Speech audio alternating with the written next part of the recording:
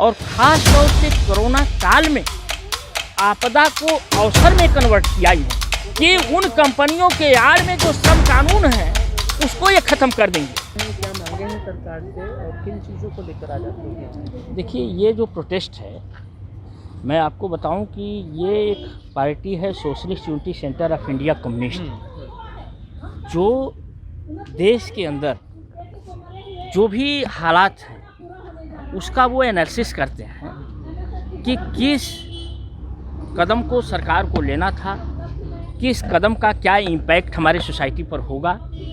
उस विषय को समझते हुए हम लोगों ने, हमारी पार्टी ने यह महसूस किया कि इस समय देश का ऑर्गेनाइज सेक्टर जो BHEL, BPCL, रेलवे और तमाम ऐसे संस्थान, सरकारी संस्थान जो एक रोजगार के केंद्र थे, जिनसे एक उम्मीद थी नौजवानों को कि आने वाले दौर में वहाँ वैकेंसीज, अभी तो वैकेंसीज ये निकाल नहीं रहे हैं, उसकी लड़ाई तो लड़ी रहे थे हम लोग, लेकिन उसके साथ साथ उसको जो प्राइवेट इन्होंने करने का कदम उठाया और ख़ास तौर से कोरोना काल में आपदा को अवसर में कन्वर्ट किया इन्होंने। जैसे आप देखें कि अभी इंडस्ट्रियल एक्ट में जो इन्होंने कहा, अभी हमारे नेता लोग बता रहे थे कि 44 श्रम कानून को 4 कोड में इन्होंने तब्दील कर दिया। अब 300 से ज़्यादा एम्प्लॉई किसी कंपनी में है तो उसको मालिक को परमिशन लेने की ज़रूरत नहीं है, वो निकाल दे सकता है। तो ये श्रम कानून पर हमला हुआ।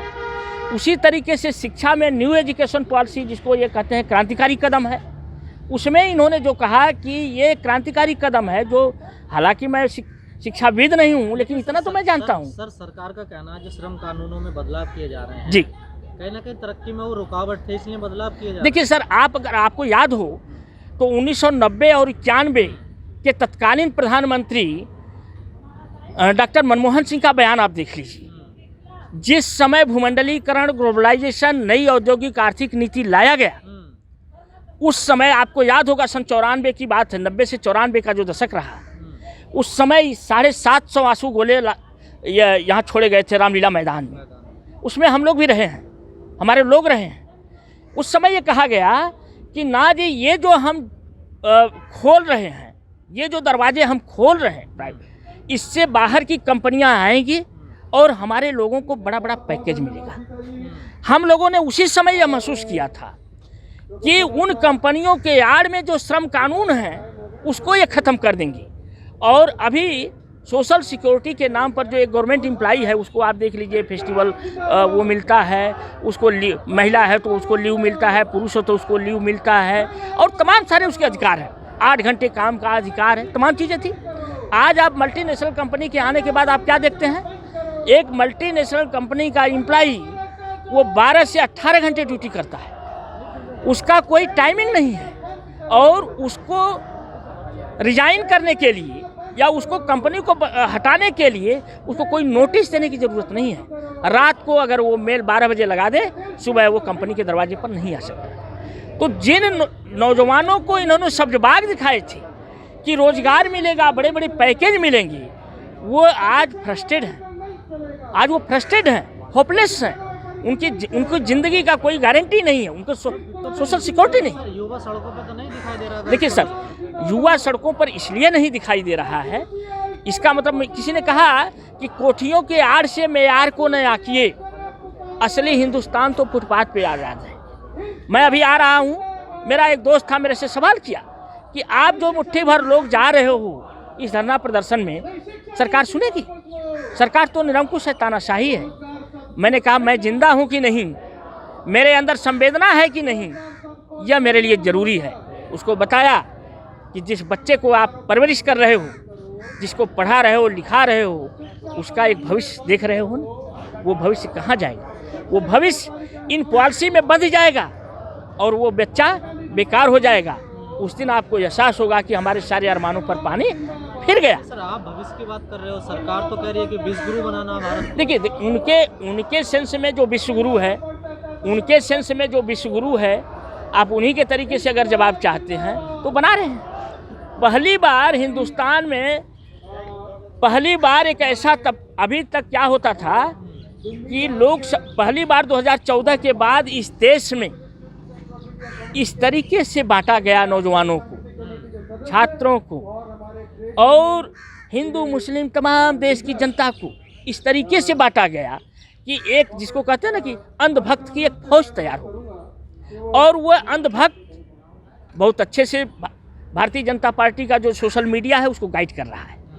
तो वो ये तो कहेंगे कि विश्वगुरु बन रहा है, लेकिन ज़मीन पर देख लीजिए, आप चल के देख लीजिए, 20,000 की नौकरी करने वाला, 15,000 की नौकरी करने वाला आदमी 7,500 पर नौजवान नौकरी कर रहा है। कंपनी करेगी भाई आप करना है तो करो, नहीं तो जाओ। हकीकत कहाँ है सर? हकीकत को एहसास कीजिए, उनके कहने से नहीं होगा। ज़मीन पर क्या है? लेकिन सर ये तो मानोगे ना, अब तो गोबर भी बिक रहा है, गौमूत्र भी बिक रहा है, ये बात तो माननी पड़ेगी। देखिए सर, हाँ ये बिकेगा, ये बिकेगा इसलिए कि उन्हें वो उस तरीके की फौज तैयार रखनी है। वो फौज अगर तैयार नहीं रहेगी तो ये मांग कौन करेगा?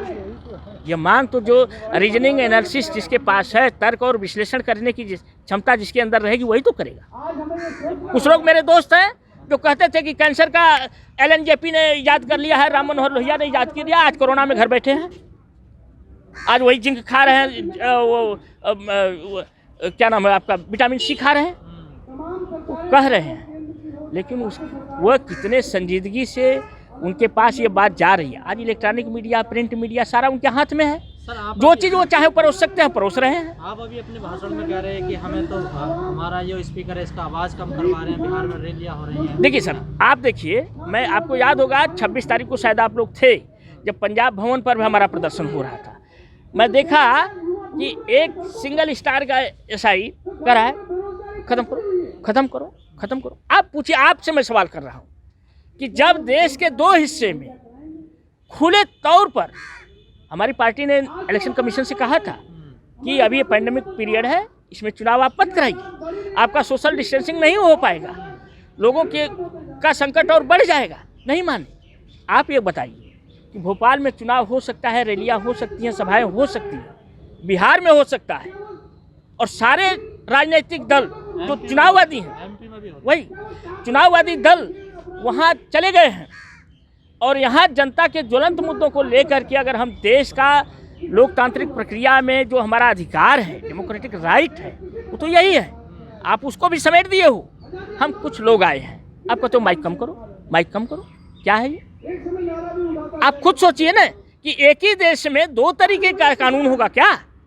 भोपाल के, मध्य प्रदेश के लिए अलग कानून होगा, बिहार के लिए अलग कानून। आज प्रधानमंत्री जी 3 सभाएं कर रहे हैं बिहार में, वहाँ सोशल डिस्टेंसिंग मेंटेन हो रहा है, और हम 50 की संख्या में केवल आए हैं। हमारा राजनीतिक मुद्दा नहीं है बल्कि सामाजिक मुद्दा है, जीवन के हर क्षेत्र से जुड़ा हुआ मुद्दा है।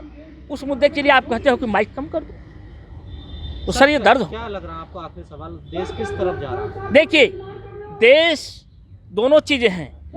एक तरफ फासिस्टवादी ताकतें अपने मुद्दे को तेजी से लागू करने की कोशिश कर रही हैं, जिसका प्रचार और प्रसार इलेक्ट्रॉनिक और प्रिंट मीडिया के माध्यम से वो तेजी से कर रहे हैं। लेकिन दूसरी तरफ जनता का एक बड़ा वर्ग जो इन समस्याओं से रोज 2-4 हो रहा है, वो बेशक आंदोलनों की कतार में न हो, लेकिन गुस्सा उसके अंदर जबरदस्त है।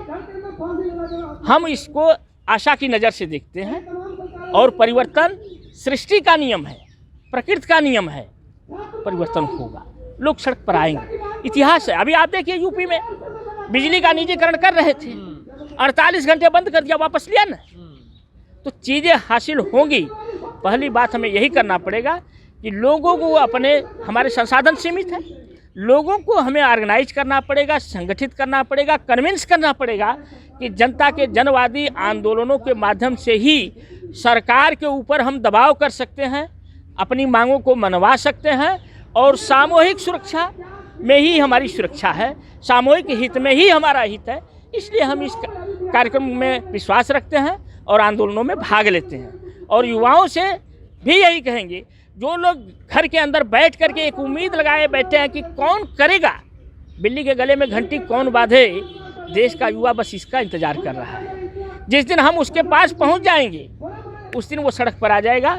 फिर वही होगा, आपने देखा है दामिनी का केस जब हुआ तो क्या हुआ, अन्ना हजारे का आंदोलन हुआ तो क्या हुआ, हश्र उसका चाहे जो हो, लेकिन शासन और प्रशासन की स्थिति क्या हुई थी। रामधारी सिंह दिनकर की बात की सिंहासन खाली करो कि जनता आती है, तो हम इस विश्वास के साथ इस काम को कर रहे हैं सर, यही हम लोग मानते हैं।